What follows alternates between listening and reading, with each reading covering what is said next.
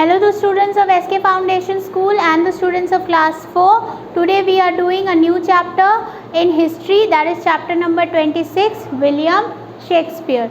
Okay, so we all have read about William Shakespeare कि वो कौन थे, who was he. ठीक है, he is one of the greatest playwright, dramatist, poet and writer of English language. ठीक है, तो विलियम शेक्सपियर वो कौन थे? He is one of the English language के बहुत बड़े राइटर, ड्रामेटिस्ट, ओके, पोएट और he was the one of the greatest writer, dramatist, poet of English language. Next, now we will read about William Shakespeare. हम लोग उनके बारे में पढ़ेंगे in detail, okay? कि वो कहाँ के थे, उन्होंने अपने लाइफ में क्या किया, okay, in detail. William Shakespeare is one of the greatest playwright of the English literature in England.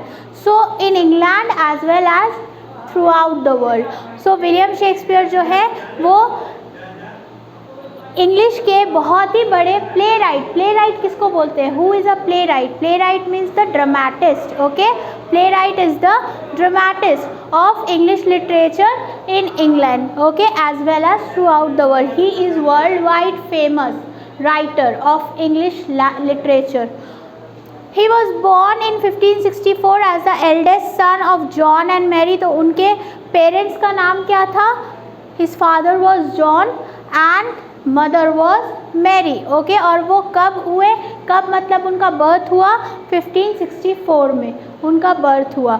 Okay, he studied in a local grammar school of Stratford upon Avon and left schooling at the age of 15 years to help his family financially. तो उन्होंने कहाँ से वो पढ़े थे? From which school?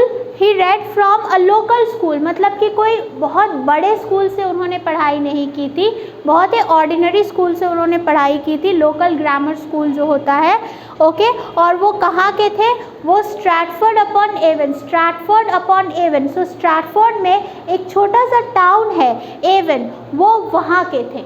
Okay, but उन्हें 15 years के as में उन्हें पढ़ाई छोड़नी पड़ी. Why? Because he wanted to support his family financially. उनको फाइनेंशियली अपने फैमिली को सपोर्ट करना था. Okay, at the age of 20 years he left Stratford and shifted to London where he became a famous actor and a playwright in 1592. So 20 साल के as में William Shakespeare ने अपना home town छोड़ दिया, Stratford. Okay, Stratford was his home town, उन्होंने छोड़ दिया और वो कहाँ शिफ्ट हुए? वो लंदन शिफ्ट हुए. ओके, और वहाँ से उन्होंने अपना करियर स्टार्ट किया एज अ फेमस एक्टर. पहले वो एक्टिंग करते थे प्लेस में. Okay, he started his career as an actor. उसके बाद उन्होंने बहुत से फेमस ड्रामास जो हैं इंग्लिश लिटरेचर के उन्होंने लिखे. ओके, इन 1592 से उन्होंने स्टार्ट किया लिखना. Okay, he started writing, but उससे पहले he was only the actor, वो सिर्फ एक्ट करते थे. Okay, he started his career with a theatrical company of London इन 1589. सो 1589 में उन्होंने अपना करियर स्टार्ट किया था एक थिएटर कंपनी के साथ. ओके, तो वो थिएटर कंपनी के साथ अपना करियर कब स्टार्ट किए थे? किस ईयर से? 1589 से. At first he join Pembroke's men theatrical group and later Chamberlain's men where he work for the rest of his career. सबसे पहला थिएटर ग्रुप जो विलियम शेक्सपियर ने ज्वाइन किया था वो था Pembroke's men. Okay, Pembroke's men में उन्होंने थोड़े साल काम किया, उसके बाद ही लेफ्ट दैट ग्रुप, वो ग्रुप से वो हट गए. फिर उन्होंने कौन सा ग्रुप ज्वाइन किया? शैम्बर्लिन्स मैन. तो ये ग्रुप जो है शैम्बर्लिन्स मैन, आप इसका लोगो भी देख सकते हो यहाँ पे. This is the logo of Chamberlain's men और Shakespeare's company. Okay, he associated with this group. तो where he work for the rest of his career, और अपना रेस्ट ऑफ द करियर उन्होंने यही ग्रुप के साथ एसोसिएट होके रहे, इसी ग्रुप के साथ उन्होंने काम किया और कोई ग्रुप उन्होंने ज्वाइन नहीं किया. Shakespeare at first only acted, but in 1592 when a plague broke out in London and theatres were closed, he turned to writing. तो 1592 में क्या हुआ, अ plague broke out. Plague is a disease, is a जिसको हम लोग बोलते हैं महामारी. लाइकवाइज अभी हम लोगों के कंट्री में चला था, ओके, और अभी जो चल भी रहा है कोरोना, ओके, कोविड.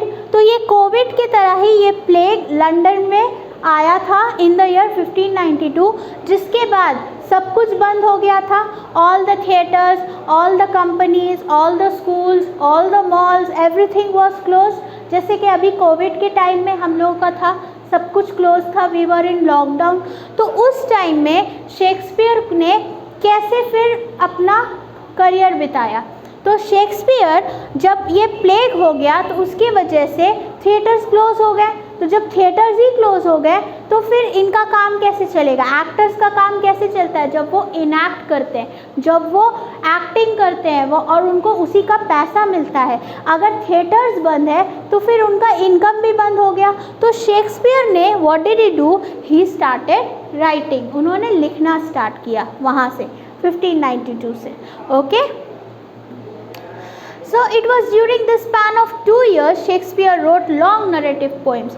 तो इसी 2 साल के बीच में उन्होंने बहुत से लॉन्ग नरेटिव पोएम्स लिखे. नरेटिव पोएम्स इज़ व्हाट, जहाँ पे पोएम में हर कुछ डिस्क्राइब करके लिखना. ओके, सो नरेशन का मतलब ये होता है कि उसको डिस्क्राइब करना, डिटेलिंग में एक पोएम लिखना. Okay, he wrote many plays when the theatres reopen in 1594. फिर 1592 से ये प्लेग स्टार्ट हुआ था, एंड हुआ 1594 में. 2 इयर्स वो लोग को इस चीज़ से झेलना पड़ा उनको. ओके, और जब उसके बाद व्हेन द थिएटर्स रीस्टार्टेड, फिर जब रीस्टार्ट हुआ, नॉर्मलसी में आया, वो लाइफ नॉर्मल हुआ, फिर थिएटर्स ओपन हुए, और वहाँ से शेक्सपियर ने क्या किया, उन्होंने बहुत फेमस ड्रामाज लिखे. Okay, the famous dramas which we read today, जो हम लोग आज पढ़ते हैं, ओके, इन इंग्लिश लिटरेचर, वो ड्रामा शेक्सपियर ने लिखना स्टार्ट किया. कब से, 1594 से. Shakespeare gain much fame working as a playwright under Chamberlain's man which performed its plays in the famous Globe Theatre. So फिर यहाँ पे शेक्सपियर का प्लेस कहाँ परफॉर्म होता था. अब एक ड्रामेटिस्ट है, अब उसका प्लेस परफॉर्म भी होना चाहिए एक थिएटर में. तो the famous Globe theatre, Shakespeare का सारा प्लेस कहाँ पे परफॉर्म होता है, the famous Globe theatre. Still date वहाँ पे ये परफॉर्मेंस होते हैं. ओके, तो he worked as a playwright means dramatist, जो ड्रामा लिखता है. ओके, अंडर चैम्बरलेन्स मैन, वही ग्रुप जो उन्होंने सेकेंड ज्वाइन किया था, वही ग्रुप के साथ उन्होंने अपना करियर आगे बढ़ाया. Okay, and it was performed in the famous Globe theatre. आप ये पिक्चर्स देखो, ये है globe theatre. This is the outer view, this is the inner view. Okay, ये आउटर व्यू है ग्लोब थिएटर का, ये इनर व्यू है. The Globe Theatre was built in 1599, but unfortunately it caught fire and was burned to ashes. So ये globe theatre कब बनाया गया था, 1599 में ये बना था. ग्लोब थिएटर कंस्ट्रक्ट हुआ था. ओके, कंस्ट्रक्शन इसका 1599 में हुआ था. बट एक प्ले जब वहाँ हो रहा था तो एक्सीडेंटली क्या हुआ, वहाँ आग लग गया और पूरा थिएटर जल गया. Okay, the whole theatre was turn to ashes, मतलब वो जल के राख हो गया था वो पूरा थिएटर. ओके, उसके बाद ग्लोब थिएटर को फिर से बनाया गया. It was rebuild again in 1600. सो 1599 में वो जला था, 1600 में उसको फिर से कंस्ट्रक्ट किया गया था. And Shakespeare this time became one of its partner. और यहाँ पे इस बार जब वो रीबिल्ड हुआ, रिकन्स्ट्रक्ट हुआ, तो शेक्सपियर जो है उससे एसोसिएट हो गया एज अ बिजनेस पार्टनर. जैसे कि हम लोग बिजनेस पार्टनर्स रखते हैं शेयर में, पार्टनरशिप में, वैसे शेक्सपियर का भी पार्टनरशिप हो गया ग्लोब थिएटर के साथ. और जितना भी इनकम या प्रॉफिट वो थिएटर का होता था उसमें से शेक्सपियर का भी कुछ हिस्सा होता था उस प्रॉफिट में. Okay, so he earned huge profits from its income. और शेक्सपियर ने बहुत ही कमाया, उस थिएटर से शेक्सपियर ने बहुत फेम कमाया, बहुत मनी कमाया। Okay, the actors and the writers of this theatrical group were business partners as well as friends who worked together at equals. तो यहाँ पे जितने भी actors और जितने भी writers थे ये ग्रुप के मतलब शैम्बर्लिन्स ग्रुप के, तो वो सब बिजनेस पार्टनर्स थे, वो सब मिल के काम करते थे। Okay, and they worked as equals, और वो लोग फ्रेंड्स थे। Okay, business partner cum friends. तो उन लोगों का वर्किंग एनवायरनमेंट जो था वो बहुत हेल्दी था, बहुत ही अच्छा था। ओके, सब मिलजुल कर काम करते थे। The theatres in those days were made of wood with the galleries where only the rich used to sit while the poor stood on the muddy ground around the stage. तो आप लोगों को ये दो पिक्चर्स दिख रहा है, ये नेक्स्ट वाला जो लास्ट वाला पिक्चर है ये आउटर व्यू है वो थिएटर का, और ये जो पिक्चर्स है, ये जो आप ऊपर देख रहे हो ये इनर व्यू है, मीन्स इंटीरियर व्यू, जो इनसाइड से ग्लोब थिएटर कैसा दिखता है। सो इनसाइड से ग्लोब थिएटर ऐसा दिखता था। ये मेन स्टेज है ग्लोब थिएटर का। ओके, और ये जो है ये गैलरी है। गैलरी मीन्स ये बालकनी है। यहाँ पे जितने भी रिच फैमिलीज़ के लोग, queen, the rich classes, queens, aristocrats और भी जो मतलब के हाई कास्ट क्लास के लोग, वो लोग सब यहाँ आके बैठ के ये प्लेस देखते थे। ओके, और ये जो आप वाइट सरफेस देख रहे हो, this was the muddy ground, ये मिट्टी का ज़मीन था। यहाँ पे local people, the poor people, जो मतलब के पुअर क्लास है, जो मतलब कि छोटे क्लास के लोग, वर्किंग क्लास के लोग, वो लोग यहाँ से प्लेस को देखते थे, अराउंड द स्टेज खड़े रहते थे वो लोग। Okay, so this is the globe theatre, this is the main stage, this is the gallery, और ये जो आप पीछे देख रहे हो इसके ऑपोजिट, गैलरी के opposite, this was the changing room. Changing room मतलब जहाँ पे एक्टर्स के लिए सब रूम्स होता है, makeup room, changing room etcetera. So the theatres in those days were made of would. Okay, I have already explained, ये पूरा स्ट्रक्चर वुड का बना हुआ है, और to see and the rich people used to sit in the galleries while the poor used to watch the plays standing on the ground. Okay, muddy ground. Shakespeare lived during this time of Renaissance when new ideas were born in Europe and which is clearly visible in most of his plays. So Shakespeare जो है वो किस time से belong करते हैं? He lived Renaissance. Renaissance is what? What is Renaissance? Renaissance means a change or a revival. Okay, change of thoughts, change of customs, जो जहाँ पे पुराने चीज़ को छोड़ के नए चीज़ को अपनाना। Okay, that is the revival, that is the Renaissance. Okay, तो रेनेसा के टाइम में भी शेक्सपियर वहाँ पे Shakespeare live during that time of Renaissance, और रेनेसा में बहुत सारा सोसाइटी में चेंजेस हुआ था। ओके, बहुत सारे चेंजेस हुए थे, पॉलिटिकल फील्ड बोलो आप या सोशल फील्ड बोलो आप, तो ये सारा चीज़ जो है वो शेक्सपियर के प्ले में हम लोग को क्लियरली दिखता है। Okay, what was the change in what, कैसा सोसाइटी था उस टाइम के, कैसे लोग थे, कैसा उस टाइम का फाइनेंशियली उन लोगों का कंडीशन क्या था, how what kind of life they used to live, कैसा लाइफ था, कैसा ड्रेसिंग था, एवरीथिंग, एवरी माइन्यूट डिटेल हम लोग को शेक्सपियर के प्लेज में मिलता है। Okay, Now Shakespeare plays covered a good variety of subjects in comedies. Shakespeare ने दोनों लिखा है, comedies भी लिखा है, tragedies भी लिखा है। अब what is the difference between the two? Comedies, what does it mean? Comedy का मतलब क्या होता है? Comedy मतलब कि something which is funny. Okay, जिस चीज़ को देख के हम लोग को हंसी आती है, हम लोग को मज़ा आता है, that is comedy. While tragedy is what? Tragedy is something जिसका एंड ट्रैजिक होता है, मतलब कि बहुत ही मतलब कि ख़राब होता है या बहुत ही डरावना होता है। ओके, ट्रेजेडी जहाँ पे कुछ एक्सीडेंट्स हो जाना, कुछ घट जाना, उसको ट्रेजेडी बोलते हैं। ओके, सो कॉमेडी में शेक्सपियर ने क्या क्या लिखा है? Comedy of errors, okay, merchant of Venice is the famous among comedies, ये शेक्सपियर के कॉमेडीज़ के अंदर आता है।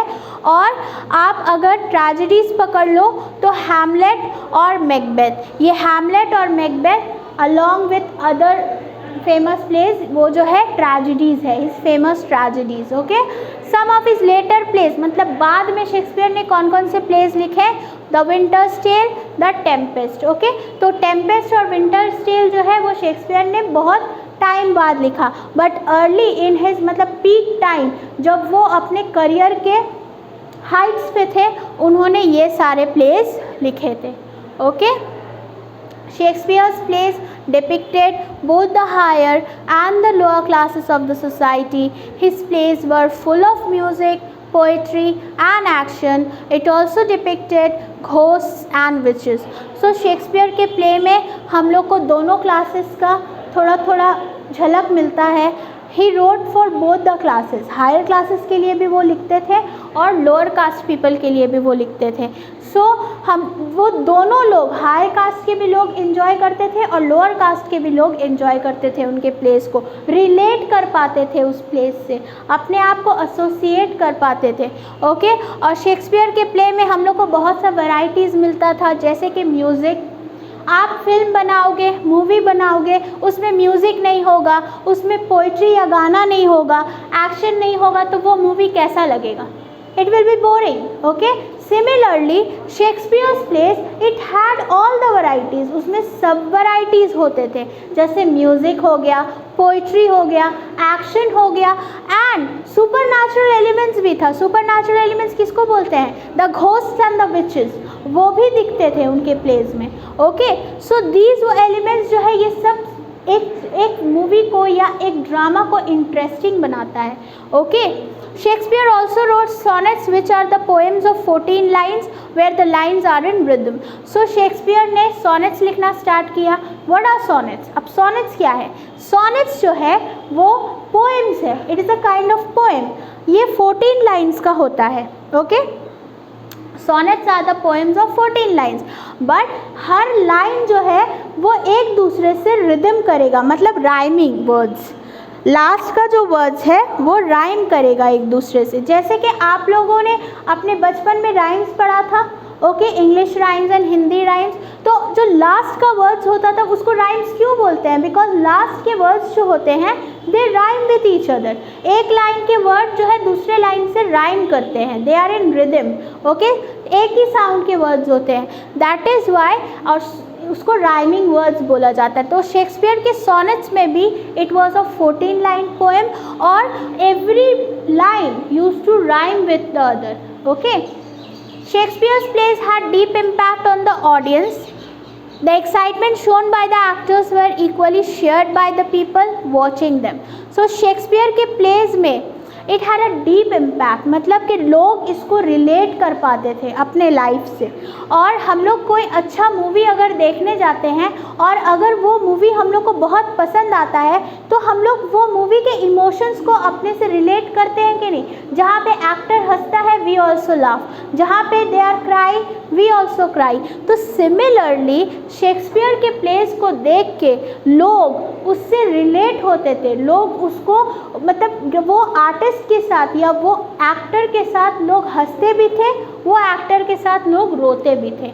ओके, सो दे वर सो मच इन्वॉल्व, वो इन्वॉल्व हो जाते थे उस प्लेस में।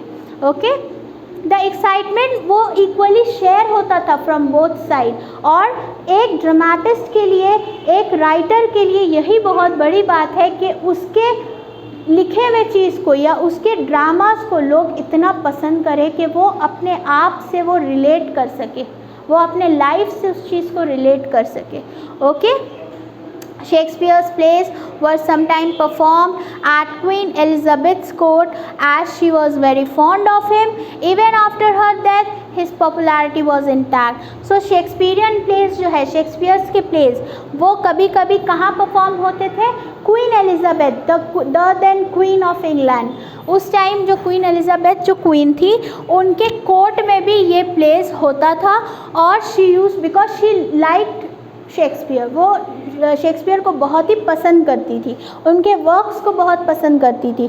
द काइंड ऑफ वर्क्स जो वो लिखते थे she was very fond of it, वो बहुत पसंद करती थी। दैट इज़ वाई वो कभी कभी उनके प्लेस को अपने कोर्ट में इनैक्ट करवाती थी, मतलब अपने सामने परफॉर्म करवाती थी। ओके, और शेक्सपियर का पॉपुलैरिटी क्वीन एलिजाबेथ के बाद भी इंटैक्ट रहा, मीन्स उनका पॉपुलैरिटी में थोड़ी सी भी कमी नहीं हुई। इवन आफ्टर हर जो भी रूलर्स आया दे ऑल्सो लाइक शेक्सपियर, उन्होंने भी शेक्सपियर की तारीफ़ की, उन्होंने भी शेक्सपियर को बढ़ावा दिया। Okay, After earning a lot of fame and wealth, Shakespeare retired around 1610. So 1610 में शेक्सपियर ने रिटायरमेंट ले ली अपने काम से और 1616 में उनका डेथ हुआ। कहाँ हुआ उनका डेथ? स्ट्रैटफोर्ड, वो जहाँ जो टाउन से वो बिलोंग करते थे इंग्लैंड के, वही टाउन में उनका डेथ हुआ। Now Shakespearean plays are acted and studied all over the world and he is regarded as England's national poet and also the Bard of Avon, meaning the great poet of England's Avon, his hometown. So Shakespeare के plays को आज भी schools में पढ़ाया जाता है। Okay, we have read, you will also read, आप लोग भी पढ़ोगे, हम लोगों ने भी पढ़ा है, तो ये हर प्लेस को पढ़ाया जाता है। Okay, he is worldwide famous, वो आज भी अपने डेथ के बाद भी वो बहुत फेमस है। Okay, so studied all over the world and is regarded as England's national poet. और शेक्सपियर को क्या बोला जाता है? इंग्लैंड का नेशनल पोएट, उनको ये टाइटल मिला है। Okay, and also the bard of Avon, meaning तो बार्ड कौन है? Who is a bard? A bard is a person who is multi talented. Okay, he is a writer, he is an actor, he is a singer और he is a playwright. Okay, उनके अंदर multi talented person. Okay, वो सब कुछ कर सकते हैं, वो कंपोज भी कर सकते हैं म्यूज़िक, वो परफॉर्म भी कर सकते हैं, वो दिखा भी सकते हैं acting. So he was a multi talented person, a great poet को बार्ड बोला जाता है। Okay, a great poet, he was a great poet of England. Okay, और उनको बार्ड ऑफ एवन का टाइटल क्यों मिला था? Because he belong to the town of Avon. Stratford का एक छोटा सा टाउन था एवन, जो कि उनका होम टाउन था, दैट इज़ वाई उनको बार्ड ऑफ एवन बोला जाता है। टाइटल इसलिए मिला है because of his home town. He will always be remembered as the greatest writer of the English language and the world's greatest dramatist. Obviously, आज भी Shakespeare's के प्लेस पढ़े जाते हैं, शेक्सपियर्स के प्लेस पे ड्रामाज होते हैं आज भी till date. Okay, till date Globe theatre में शेक्सपियर्स के प्लेस पे एक्टिंग होती है, एक्टर्स परफॉर्म करते हैं, लोग इन्जॉय करते हैं उस चीज़ को। So after his death also his legacy is carried away. अभी भी उनका लिगेसी जो है, वो अपना वो जो चलाए थे वो अभी भी चल रहा है। उनका सारा प्लेस, सारा राइटिंग्स एंड सारा वर्क्स को आज भी लोग प्रेज करते हैं, लव करते हैं।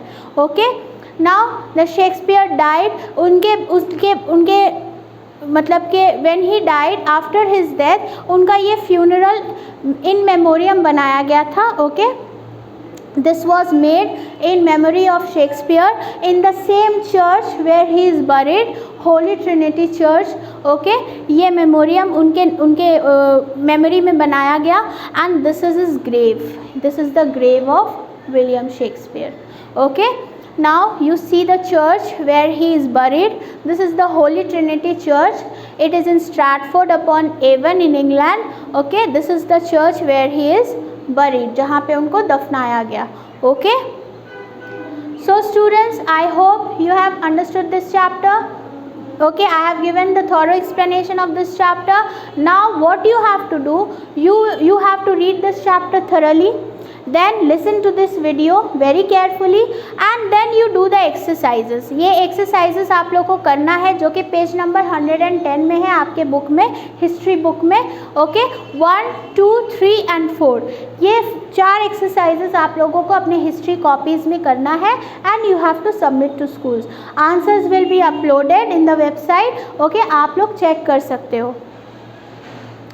Now if you have any query, अगर आप लोग को कोई डाउट्स है in this chapter, okay, first thing what you have to do, just read the book, read the book carefully. Okay, listen to this video, आप relate करो, मैंने कहाँ पे किस चीज़ को एक्सप्लेन किया है, बुक के साथ रिलेट करो। Even if you have any problem, फिर भी अगर आप लोग को प्रॉब्लम हो, we are there for you, we will help you out. Just contact the school. Okay, contact us and take care, be safe and thank you.